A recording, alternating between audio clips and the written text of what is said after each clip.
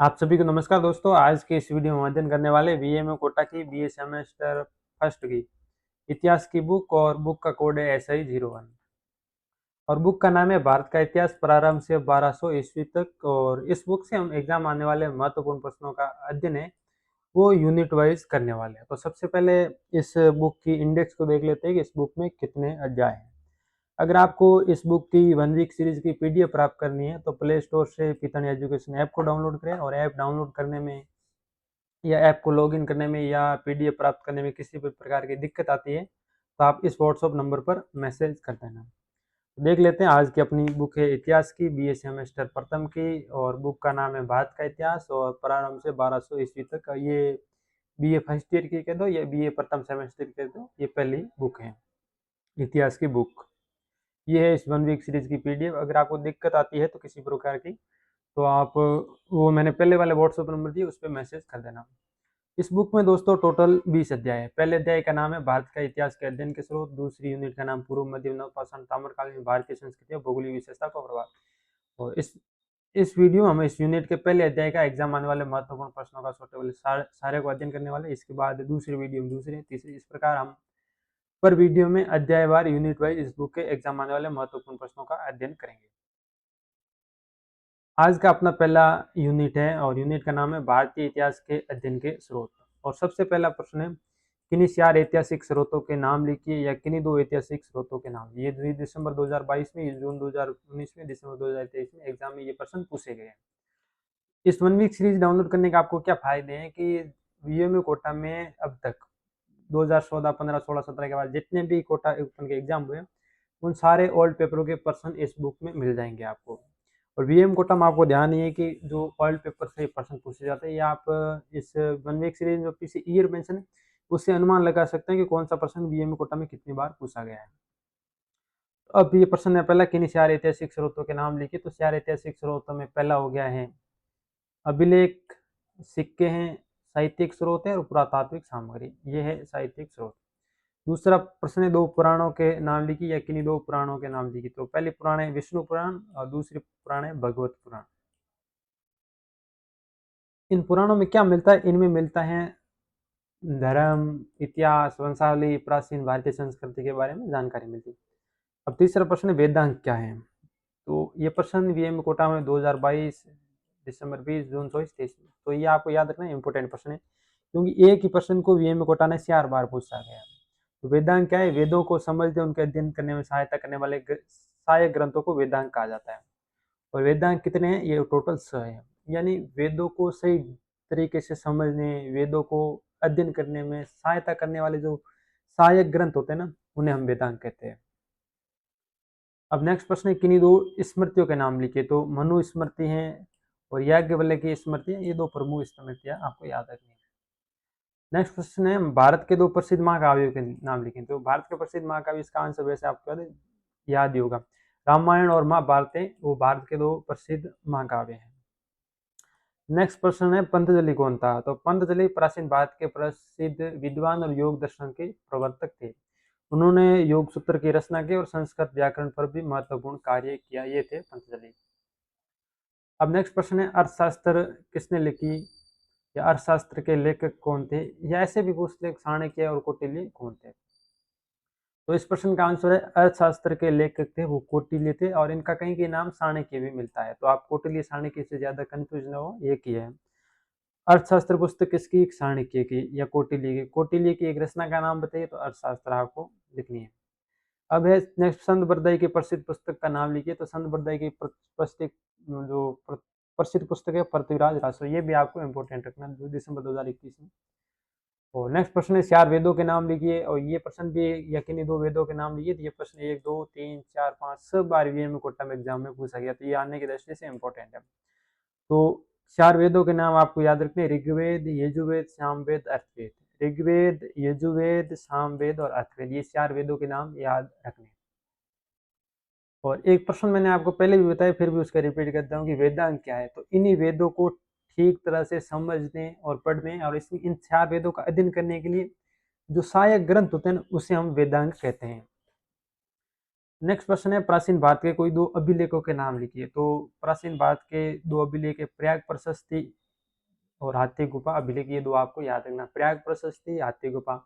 आप किसी प्रश्न का आंसर याद कैसे रखोगे, उन प्रश्न का आंसर को जितनी बार अधिक पढ़ोगे वो आंसर उतना ही ज्यादा याद होगा। तो प्रयाग प्रशस्ति और हाथी गुफा ये प्राचीन भारत के दो अभिलेख है। नेक्स्ट प्रश्न है रामायण के लेखक कौन है। तो रामायण के लेखक है महर्षि वाल्मीकि, ये भी आपको याद रखना। ये प्रश्न ये कोटा एग्जाम में 24 में पूछा गया, जून 16 में, 17 में, 22 में, ये हमने 5 बार ये एक ही प्रश्न आया था। आप अनुमान लगा सकते हैं ये कोटा में जो प्रश्न है ओल्ड प्रश्न पत्रों से पूछे जाते हैं। और इस वन वीक सीरीज में बीएम कोटा जितने भी ओल्ड प्रश्न पत्र हैं उनके सारों के क्वेश्चन यूनिट वाइज दिए गए हैं। नेक्स्ट प्रश्न है भारतीय इतिहास की जानकारी के दो पुरातात्विक स्रोतों के नाम लिखिए। तो पुरातात्विक स्रोत में अभिलेख और सिक्के ये दो महत्वपूर्ण हैं। नेक्स्ट क्वेश्चन है इंडिका किसने लिखी। तो इंडिका पुस्तक है तो ये लिखी है मेगस्थनीज ने, जो यूनानी राजदूत था, इन्होंने इंडिका नामक पुस्तक लिखी। और अगला प्रश्न है महाभारत का लेखक कौन था। तो महाभारत के लेखक है महर्षि वेदव्यास है। और रामायण के मैंने प्रश्न बता दिया लेखक कौन है, तो आप कमेंट बॉक्स में वापस दोबारा जरूर बताएं। ये थे इस बुक से एग्जाम आने वाले छोटे वाले महत्वपूर्ण प्रश्न। अब अध्ययन कर ले एग्जाम में बड़े वाले प्रश्न। पहला प्रश्न है प्राचीन भारतीय इतिहास को जानने के साहित्यिक स्रोतों का वर्णन कीजिए। ये प्रश्न भी 2, 3, 4, 5, 6 बार पूछा गया तो इम्पोर्टेंट है। तो प्राचीन भारतीय इतिहास को जानने के साहित्यिक स्रोत पहले देख लेते ये होते क्या है। प्राचीन भारतीय इतिहास के अध्ययन में साहित्यिक स्रोतों का अत्यंत महत्वपूर्ण स्थान है। प्राचीन भारत का प्राचीन इतिहास केवल अभिलेखों, पुरातात्विक अवशेषों नहीं बल्कि विभिन्न धार्मिक लौकिक ग्रंथों से भी ज्ञात होता है। इन स्रोतों से क्या जानकारी मिलती है। इन स्रोतों से उस समय के समाज, धर्म, राजनीति, अर्थव्यवस्था, संस्कृति, शिक्षा व्यवस्था की विस्तृत जानकारी मिलती है। साहित्यिक स्रोतों को दो भागों में बांटा गया, आपको याद रखना, धार्मिक साहित्य, लौकिक और ऐतिहासिक साहित्य। धार्मिक साहित्य में क्या आते हैं, धर्म ग्रंथ आते हैं, जैसे वेद हो गए, उपनिषद हो गए, स्मृतियाँ हो गई, महाकाव्य हो गए, पुराण हो गए। बौद्ध धर्म, जैन साहित्य, ये आते हैं धार्मिक ग्रंथ। अब लौकिक और ऐतिहासिक ग्रंथ में क्या आते हैं, इसमें आते हैं जैसे अर्थशास्त्र पुस्तक हो गई, संस्कृत के नाटक हो गए, विदेशी यात्री कोई विवरण हो गए, जैसे इंडिका पुस्तक है ना, वो इसमें आती है। तो आपको इस प्रश्न का आंसर इस प्रकार लिखना है कि भारतीय इतिहास के साहित्यिक स्रोतों को दो भागों में बांटा गया, धार्मिक साहित्य और लौकिक साहित्य। धार्मिक साहित्य में धर्म ग्रंथ आते हैं जैसे वेद, उपनिषद। ये लौकिक ऐतिहासिक साहित्य में क्या आते हैं, जैसे अर्थशास्त्र की जो चाणक्य की बुक है वो आती हैं, वेद आते हैं, उपनिषद आते हैं। वेद तो धार्मिक आते हैं ये सारे। तो धार्मिक साहित्य में आपको पॉइंट लिखना है कि वेद है, वेद कितने प्रकार के होते हैं, वेद 4 होते हैं, ये प्राचीन भारतीय धार्मिक ग्रंथ हैं और इसमें भारतीय सभ्यता और आर्य जीवन पर प्रकाश मिलता है। दूसरा ब्राह्मण, आरण्यक, उपनिषद, ब्राह्मण ग्रंथों में ब्राह्मणों के ग्रंथ भी मिलते हैं, उपनिषद मिलते हैं इसमें। वेदांग, वेदों को समझने के लिए वेदांगों की रचना हुई। शिक्षा, ये छोटे वाला प्रश्न बता दिए, वेदांग क्या, वेदों को समझने उनको पढ़ने के लिए जो सहायक ग्रंथ होते हैं उन्हें हम वेदांग कहते हैं। स्मृतियाँ जैसे मनुस्मृति है, नारद मुनि की स्मृति है, और ये मिलती हैं धार्मिक साहित्य में। महाकाव्य जैसे रामायण है, महाभारत है, ये भारत के दो महान महाकाव्य। और रामायण से हमें क्या मिलता है, जो आदर्श जीवन है, समाज है, राज व्यवस्था की जानकारी मिलती है। और महाभारत से क्या मिलता है, राजनीतिक संघर्ष है, धर्म, सामाजिक नियम। ये पुराणों में प्राचीन राज धर्म परंपरा ऐतिहासिक घटना और पुराण भी है जो धार्मिक साहित्य ग्रंथ हैं। बौद्ध साहित्य, जैन साहित्य ये आते धार्मिक। लौकिक साहित्य और ऐतिहासिक साहित्य में आती अर्थशास्त्र किसकी है, कौटिल्य द्वारा रचित की है। और कब की है ये। और इस अर्थशास्त्र में क्या मिलता है, ये जो मौर्य समाज था ना, जैसे उनके राजनीतिक जीवन की, अर्थव्यवस्था, शासन की जानकारी अर्थशास्त्र में। ऐतिहासिक ग्रंथ जैसे बाण पाठ का हरिश्चरित है, हर्षवर्धन के काल की जानकारी देता है। कल्हण की राजतरंगिणी है, संस्कृत नाटक मिलते हैं। विदेशी यात्रियों के विवरण जैसे यूनानी राजदूत मेघ स्थित है, उन्होंने इंडिका पुस्तक लिखी। और चीनी यात्री फान, अवेंसवाग, इनके जो वर्णन मिलता है ये इसमें आता है। इस प्रकार हम कह सकते हैं कि साहित्यिक स्रोत प्राचीन भारत के इतिहास के अध्ययन का आधार है। इनके माध्यम से भारत में पुराने टाइम में क्या सभ्यता थी, संस्कृति थी, धर्म, सामाजिक, राजनीतिक जीवन, उनका व्यापक ज्ञान प्राप्त होता है। तो इस प्रश्न का आंसर आपको इस प्रकार ये पॉइंट बना के लिखने हैं। इसकी पीडीएफ वैसे भी मिल जाएगी। 2 हेडिंग लगानी, 2 हेडिंग धार्मिक साहित्य और लौकिक साहित्य लगा के आपको लिखना है। वो एक प्रश्न बड़े वाले इंपोर्टेंट और दूसरा इंपोर्टेंट ये प्रश्न है बड़े वाले प्रश्नों में। तो प्राचीन भारतीय इतिहास को जानने के लिए पुरातात्विक वो थे साहित्यिक स्रोत। साहित्यिक स्रोत में लिखित सामग्री मिलती है, जैसे धार्मिक ग्रंथ हो गए, बुक हो गई, पुस्तक हो गई। वो पुरातात्विक स्रोत होते हैं जो उत्खनन से प्राप्त जानकारी मिलती है, जैसे कोई शिलालेख हो गया, कोई अभिलेख हो गया, जैसे सिक्के हो गए, ये पुरातात्विक सामग्री सामग्री में आती है। तो प्राचीन भारतीय इतिहास के पुरातात्विक स्रोतों का विश्लेषण कीजिए, ये प्रश्न है। तो आपको लिखना है कि प्राचीन भारतीय इतिहास को जानने में पुरातात्विक स्रोत है वो महत्वपूर्ण होते हैं। साहित्यिक स्रोतों के अतिरिक्त इतिहास की सत्य और प्रामाणिक जानकारी पुरातात्विक स्रोतों से प्राप्त होती है। इन स्रोतों से प्राचीन भारतीय सामाजिक, धार्मिक, आर्थिक, राजनीतिक, सांस्कृतिक स्थिति ज्ञान। जो साहित्यिक स्रोत है वो दो टाइप के मैंने बताए थे, और ये है थ्री टाइप के। पहला है अभिलेख, स्मारक, मुद्राएं। अभिलेख जैसे अभी कोई सड़क का उद्घाटन होता है तो वहां पे एक पत्र का लिखा जाता है, उसमें विवरण लिखा जाता है कि इस सड़क का इतना बजट है, इस सड़क की लंबाई इतनी है, कंस्ट्रक्शन का काम किस कंपनी को दिया गया, ये सारी किस योजना के तहत ये सड़क बनी है। तो उसको हम अभिलेख कहते हैं सिंपल भाषा में। स्मारक आपको याद ही होगा, किसी स्मारक तो ध्यान ही होगा। मुद्राएं जो पैसे वैसे उस टाइम क्या सिक्के चलते थे। तो ये सारे पुरातात्विक स्रोत, इनको तीन भागों में बांटा गया। आपको प्रश्न लिखना हो तो आपको ये पॉइंट याद रखना है। आप इसके अंदर थोड़ा बहुत अपने हिसाब से लिखोगे तो कोई इशू नहीं होगा, लेकिन मेन जो हेडिंग है वो तो आपको याद रखनी है। और अभिलेखों में कुछ इंपॉर्टेंट अभिलेख याद रख लेना है, जैसे प्रयाग प्रशस्ति है, हाथी गुफा का अभिलेख है, जूनागढ़ का अभिलेख है। ये अभिलेख याद रखना है। और ये अभिलेख किस पे बनाए जाते हैं? ये पत्थरों पे, स्तंभ, गुफा और ताम्र पत्थरों पर लिखे जाते हैं। और इसमें क्या लिखा जाता है? कोई राजा युद्ध में जीता उसकी जानकारी मिलती है। प्रशासन और धर्म, दान आदि की जानकारी अभिलेख पे मिलती है। जो अशोक था, राजा अशोक, उसके शिलालेख, स्तंभलेख विशेष रूप से महत्वपूर्ण ज्यादा मिलते हैं। इनके अभिलेख से हमें उस काल की धर्म, राजनीति और जन कल्याणकारी कार्यों की जानकारी मिलती है। एक आपको ये याद रखना, प्रशस्ति किसे कहते हैं? छोटे वाले प्रश्न में आए तो इसका आंसर लिखना है किसी की प्रशंसा में लिखा गया लेख। इस एक लाइन याद रखने की, किसी की प्रशंसा में लिखा गया लेख प्रशस्ति कहलाती है। इसमें राजाओं की वीरता, विजय, दानशीलता, उपलब्धियों की प्रशंसा में लिखे गए अभिलेखों की प्रशस्ति कहते हैं। किसी की प्रशंसा में जो अभिलेख लिखे जाते हैं ना, अब पुराने टाइम में तो कभी ऐसा होता था कि राजा के पक्ष में बोलना होता था, तो राजा की प्रशंसा में लिखा गया लेख प्रशस्ति कहलाता। और इसका सबसे बड़ा उदाहरण है प्रयाग प्रशस्ति। है ये अभिलेख की पार्ट, लेकिन उसे प्रशस्ति कहा जाता है।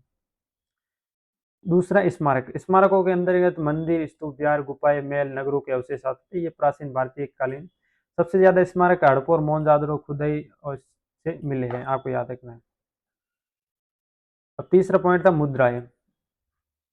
मुद्राएं हैं सिक्के इतिहास के महत्वपूर्ण होते हैं। क्यों महत्वपूर्ण होते हैं? कि मुद्राओं पर जो राजाओं के नाम मिलते हैं, उनके चित्र मिलते हैं, उन पे तिथियां मिलती हैं, उससे ये प्रतीकों से शासकों से राज्यों की आर्थिक दशा बनी, यानी उनमें जो राजा के नाम मिलते हैं तो उससे पता चलता है कि उस टाइम वहां का राजा कौन था।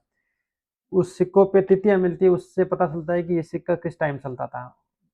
तो ये सारी जानकारी इस सिक्कों के माध्यम से मिलती है। जो उस समय सोने, चांदी के, तांबे के, मिश्रित धातुओं के सिक्के चलते थे। तो इस प्रकार आपको ये पॉइंट बना के लिखने थे। ये थे 2% जो एग्जाम आने की बड़े वाली लिस्ट। इससे बाहर कुछ नहीं आएगा, क्योंकि ये प्राचीन भारतीय इतिहास एक स्रोत था पूरा लेके सामग्री, लेकिन वो इम्पोर्टेंट नहीं, आज तक एग्जाम में कभी पूछा नहीं गया। ये था एग्जाम, सॉरी, अध्याय फर्स्ट के एग्जाम आने वाले महत्वपूर्ण प्रश्न। अब हम दूसरे अध्याय में इस यूनिट का एग्जाम आने वाले महत्वपूर्ण प्रश्नों का अध्ययन करेंगे।